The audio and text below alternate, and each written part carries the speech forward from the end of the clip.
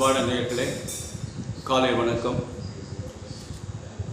பச்சை மாமலை போல் மேனி பவழவாய் கமல செங்கல் அச்சுதாமரே ஆயர்தன் கொழுதே என்னும் இச்சுவை தவிர நான் போய் இந்திர லோகம் ஆளும் அச்சுமை பெரினு வேண்டேன் அரங்கமா நகருளானே.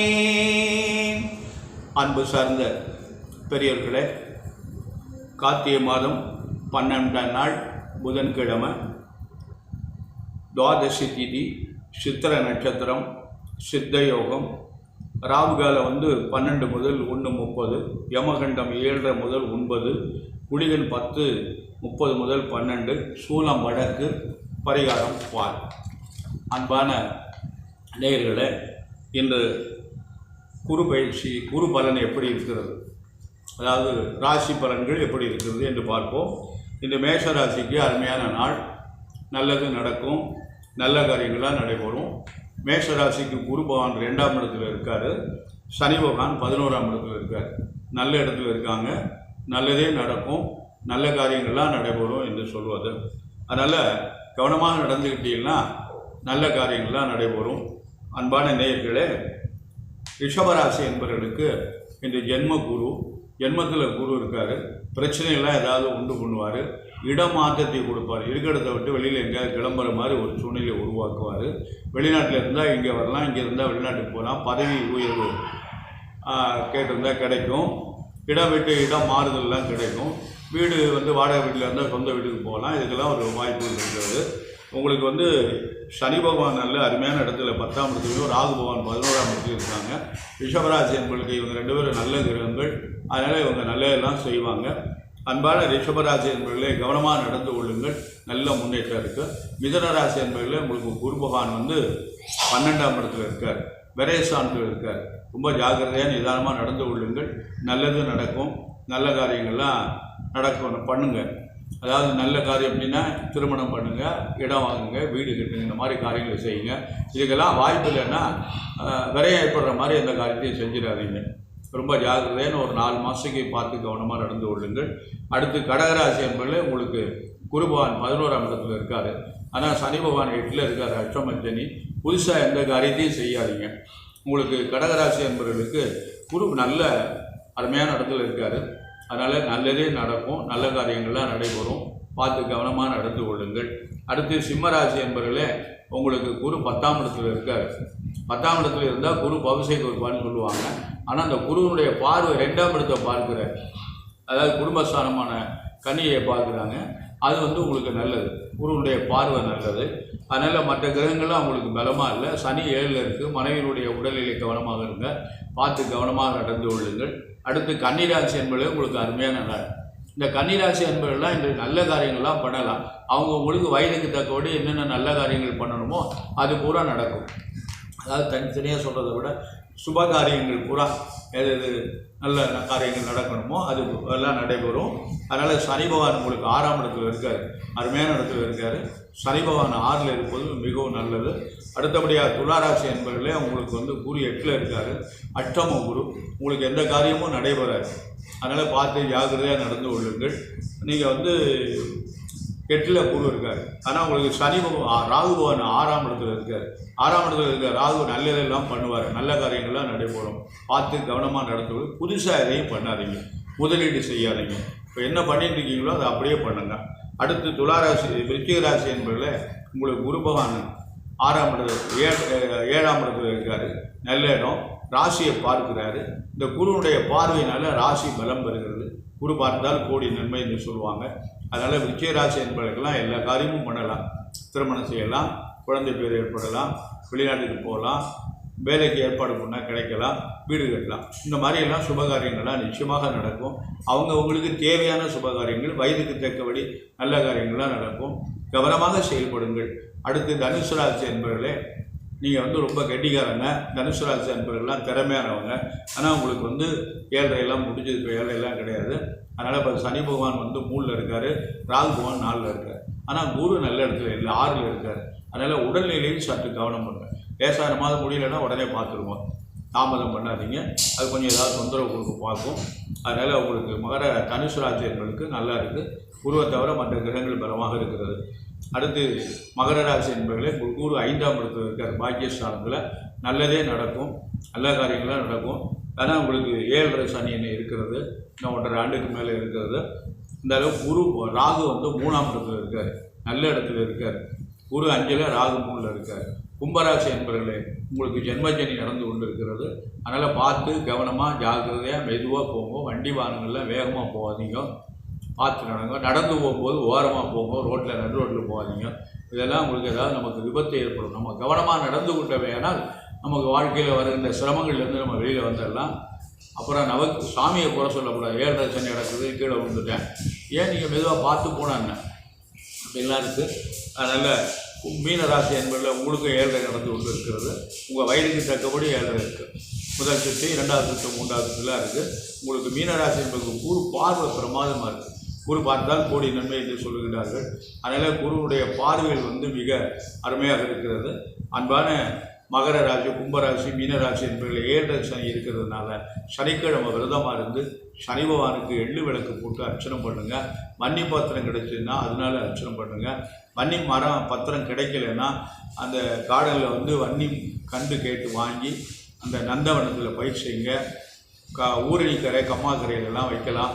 அதெல்லாம் வச்சுன்னா பெரிய புண்ணியம். அதெல்லாம் பெரிய மரங்கள் வளர்ப்பது புண்ணியம். அது மாதிரி இந்த மாதிரி இறைவனுக்கு பயன்படக்கூடிய மரங்களை வச்சின்னா அது வந்து அதை விட பெரிய சிறந்தது. கவனமாக நடந்து கொள்ளுங்கள், நல்லதே நடக்கும். அன்பான நேயர்களே, நல்ல காரியங்களாக நடைபெறும். நமக்கு இறை வழிபாடு தான் முக்கியம். நான் தினசரி அதை தான் சொல்லிகிட்டு இருக்கேன். அதனால் இறைவழி நாடுகள் நல்லதே நடக்கும். அன்பான நேயர்களே, இப்போ நான் ஒரு முக்கியமான கருத்து சொல்ல இருக்கிறேன். தாய் இருந்தால் தயக்கம் இல்லை. எல்லா மனிதருக்கும் எத்தனை வயசானாலும் தாய் இருந்துட்டாங்கன்னா தயக்கம் இருக்காது. அதனால் இப்போ நம்ம என்னெல்லாம் பண்ணுறோம், தாயை வச்சுக்க முடியல, என்ன பண்ணுறது? அமெரிக்காவில் இருக்கார் ஒருத்தர், அவர் போயிட்டார், அமெரிக்காவில் செட்டில் ஆகிட்டார் எல்லாருமே. ஆனால் அப்பா அம்மாவை கொண்டு போக முடியல, அதுக்கு வாய்ப்பு இல்லை. அதனால் அவங்க 2 பேரையும் விட்டுட்டு தான் போக வேண்டியிருக்கு. அப்போ அவங்க 2 பேரும் தனியாக விட முடியலன்னா ஏதோ முதியோர் இல்லத்தில் கொண்டு விட வேண்டியிருக்கு. அப்போ தாய் பக்கத்தில் இருக்கணும், தந்தை பக்கத்தில் இருக்கணும்னா முடியலை. சூழல் எப்படி இல்லை, இப்போ காலத்தில் அந்த மாதிரியெல்லாம் ஒரு சூழல் இருக்குது. அந்த மாதிரிலாம் முன்னாடியெல்லாம் கிடையாது. ஆனால் தாய் இருக்கணும். தாய் இருந்தால் தயக்கம் இல்லை, தந்தை இருந்தால் தவிப்பு இல்லை. ஆமாம், தாய் சிறந்தது கோவிலும் இல்லை, தந்தை சொல் மிக்க மந்திரம் இல்லை. இது 2 மனிதனுக்கு வாழ்க்கையில் முக்கியம். தங்கை இருந்தால் தனிமை இல்லை, சகோதரி இருந்தால் தனிமை இல்லை, தாத்தா இருந்தால் தயக்கம் இல்லை, என் பேரன் என்று சொல்லுவார். பாட்டி இருந்தால் பயம் இல்லையா? பாட்டி இருந்தால் நான் வாசலில் உட்காந்துக்கிட்டே அங்கே போகிறா இங்கே போகிறா, பெராண்டி பார்த்து போடா, சைக்கிளில் போனால் மெதுவாக போடா, பைக்கில் போனால் மெதுவாக போடா அப்படின்னு பாட்டி திட்டுவாங்க. அதுதான் பயம் இல்லை என்று. அக்கா இருந்தால் அன்னையின் பிம்பம் தெரியுமா? தன்னுடைய மூத்த சகோதரியினுடைய சாயல் வந்து அம்மா மாதிரியே இருக்கும் என்று சொல்வார்கள். அதான் அம்மாவுடைய பிம்பம்னா உருவம் தெரியும் என்று சொல்லியிருக்கின்றார்கள். அன்போடு அண்ணன் இருந்தால் அனைத்தும் கிடைக்குமா? மூத்த சகோதரன் தான் நமக்கு, என்னுடைய தம்பி அவனுக்கு எல்லாம் செய்யணும் அப்படின்னு அனைத்தும் கிடைக்கும் என்று சொல்லுகிறார்கள். அன்போடு தம்பி இருந்தால் தாங்கி நிற்க இன்னொரு கால், 3வது கால் கிடைக்குமா? எவ்வளோ பெரிய அருமையான உறவு பாருங்கள். அன்போடு தம்பி இருந்தால் 3வது கால் கிடைக்கும் என்று சொல்லுகின்றார்கள். மனைவி இருந்தால் மண்ணுலகில் எல்லா சுகமும் கிடைக்குமா? மனைவி ஒருவனுக்கு கடைசி வரை இருந்துட்டால் மண்ணுலகத்தில் இருக்கின்ற சுகங்கள் அனைத்தும் கிடைக்கும்படுகிறார். மகள் இருந்தால் மழலை பருவம் தெரியுமா? அன்போடு ஒரு மகள் பெண் குழந்தை இருந்தால் மழலை பருவம் தெரியும் அப்படின்னு சொல்கிறான். மகன் இருந்தால் வம்சம் நிலைக்கும். ஒருவனுக்கு மகன் இருந்துட்டால் அந்த வம்சம் நிலைத்து போகும். ஏன் பேரன், நம்முடைய தந்தையினுடைய வம்சம், நம்முடைய இரத்தம், நம்முடைய அணுக்கள் உருவாக வேண்டும் என்றால் அது தடையில்லாமல் எல்லோருக்கும் ஆண் குழந்தை வேண்டும். அப்போ தான் நம்முடைய வம்சத்துடைய இரத்தம் அப்படியே பாரம்பரியமாக வந்து கொண்டே இருக்கும். அது இல்லை, ஆண் குழந்தை நமக்கு இல்லை என்றால் நம்முடைய வம்சம் நம்மோடு முடிந்துவிடும் அப்படின்பது. மண்ணில் இறக்கப் போகிறோமே தவிர ஒன்றாக மீண்டும் பிறக்கப் போவதில்லை. இறப்பு என்பது ஜனனம் என்றால் மரணம். ஒரு மனிதன் பிறந்தால் மரணம் உடனே வந்துடுது. அது எப்போ வரும்னு நமக்கு தெரியாது, எப்போ வேணாலும் வரலாம். அதனால் அந்த மரணம் என்பது மீண்டும் நமது அண்ணனோடு, தம்பியோடு, தங்கையோடு இவங்களோடலாம் நம்ம பிறக்க போகிறோமா, அதே தாய் வயிற்றில் மீண்டும் நாம் உருவாக போகிறோமா என்பது நமக்கு தெரியாது. எங்கோ எப்படியோ புல்லாய் பூண்டாய் புழுவாய் பல்வெருமாய் பறவையாய் பாம்பாய் கல்லாய் மனிதராய் பேயாய் கணங்களாய் வல்ல அசுரராய் முனிவராய் தேவராய் செல்லான் இந்த தாவர சங்கமத்துள் எல்லா பிறப்பும் பிறந்தளித்தேனியும் பெருமான் என்று மணிவாசக பெருமான் சொல்கிறார். எப்படியெல்லாம் நம்ம பிறக்க போகிறோங்கிறது நமக்கு இது தெரியாது. அதெல்லாம் இறைவனுடைய கட்டளை. அதனால் வாழும் பொழுது பிரியாமல் சொந்த பந்தங்களோடு இருப்பது ஒரு வரம். அதுதான் அந்த வரத்தில் உயர்ந்த வரமாக சொந்த பந்தங்களோடு இருப்பது ஒரு பெரிய வரம். குடும்பம் என்பது கடவுள் நமக்காக பூமியில் ஏற்பாடு செய்த சொர்க்கம். குடும்பம்னாலே சொர்க்கம் தான். என்னையா இதை போய் சொர்க்கம்னு சொல்கிறிய, எவ்வளவு கஷ்டம் இருக்குது தெரியுமா? அந்த குடும்பத்தை கல்யாணம் பண்ணவுடனே நிம்மதியே கொடுத்து அப்படின்னா அறம் அல்லது நல்லறம் என்று திருமணமாகி குடும்ப வாழ்க்கை ஏற்பட்டு கணவன் மனைவி சேர்ந்து வாழ்ந்து குழந்தைகளை பெற்று பேரன்பேத்திகளை பார்த்து படிக்க வைத்து கல்யாணம் பண்ணி கொடுத்து இதெல்லாம் நம்முடைய கடமை. இது இருந்தால் தான் இந்த மனித பிறவி. இதிலெல்லாம் நம்ம அனுபவிக்கலைன்னா அந்த பிறவி இந்த மனிதனாக பிறந்த எந்த பயனுமே இல்லை. அதனால் இறைவன் நமக்கு சொர்க்கம் என்று சொல்ல இது உண்மைதானே. இதை விட சொர்க்கம் வேறு எங்குமே கிடையாது. அதனால் அதை சொர்க்கமாக்குவதும் நரகமாக்குவதும் நம் கையில் தான் இருக்கிறது. சில குடும்பங்கள் நரமாக இருக்கிறது, சில குடும்பங்கள் சொர்க்கமாக இருக்கிறது.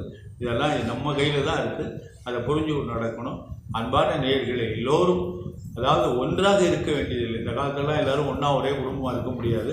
இருந்தாலும் அண்ணன் தம்பி அக்கா தங்க தாத்தா பாட்டி என்ற உறவுகளோடு நாம் அடிக்கடி அவங்களோடு தொடர்பு கொண்டு அவங்களோட பேசி கலந்தாய்வு செய்து அன்போடு ஒரு நல்ல நாள் வருகிறது என்றால் பெரியவங்களோட போய் ஆசீர்வாதம் வாங்கி இதெல்லாம் நம்ம ஒன்றாக வாழணும். அப்போ தான் இந்த சொந்தம் என்பது நமக்கு தெரியும்.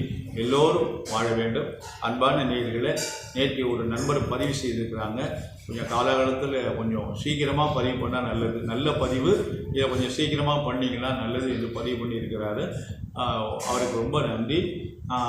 இந்த ஒரு சின்ன பணி இறைவனுக்கு பணி செஞ்சிட்ருக்கேன். அது இந்த 1ஆம் தேதியோடு அந்த பணி நிறைவு செஞ்சிடும். அதனால் 5ஆம் தேதி முதல் நான் காலையில் 7 மணிக்கு அந்த பதிவை துவங்கிடுறேன். ஏன்னா அவர் சொன்ன கருத்து நல்லது தான். வேலைக்கு போகிறதுக்குள்ளே இதை கேட்டுடலாம்னு நினைக்கிறேன். அது ஆமாம், எல்லோரும் 8 மணிக்கெல்லாம் கிளம்பி வரும். அதனால் நம்ம 7 மணிக்கு போதும்னா 7:30 முடிச்சிடுவோம். அப்போ எல்லோரும் கேட்டுடலாம். அதுக்குடைய வாய்ப்புகள் இருக்குது. சாயந்தரம் கேட்க முடியுமான்னு சொல்ல முடியாது. ராத்திரி 11 மணிக்கு தான் வரும். அதுக்கு மேலே யூடியூப் பார்க்க முடியாது. நம்மளால் படுக்கிறது தான் நம்ம போகிறோம். அதனால் காலையிலே பார்த்துறது நல்லதுன்னு நினைக்கிறேன். அதனால் அந்த மாதிரி அந்த அன்பருடைய எண்ணத்தை பூர்த்தி செய்ய தயாராக இருக்கிறேன். அதனால் இந்த கருத்தை சொன்ன நண்பருக்கு நன்றியை தெரிவித்துக் கொண்டு இதை தொடர்ந்து நிறைவு செய்கிறேன். நன்றி, வணக்கம்.